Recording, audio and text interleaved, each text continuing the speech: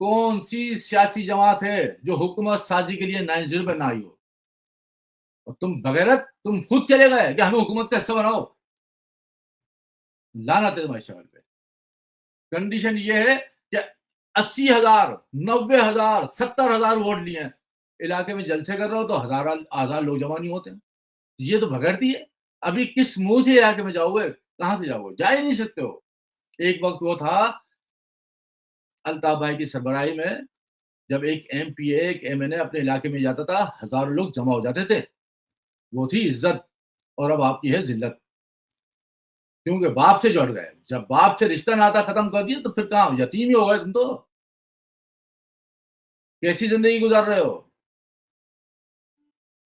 तो अब जमहूरियत जमहूरियत इस मुल्क की जमहूरियत जब तक नहीं पनपेगी, जब तक जमहूरियत को अवाम के वोटों का हक नहीं दिया जाएगा, जब तक तमाम सियासी जमातों को आजादाना तौर पर इलेक्शन में हिस्सा नहीं लेने दिया जाएगा।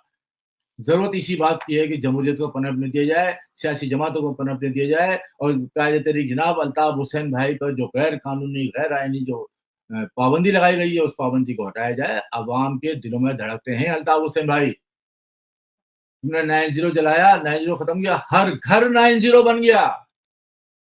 अल्ताफ भाई पे पाबंदी लगाई, हर घर का बच्चा, बूढ़ा, जवान, खातून बोलने लगी हैं, बोलती हैं, तुम उनके सामने नहीं आ सकते।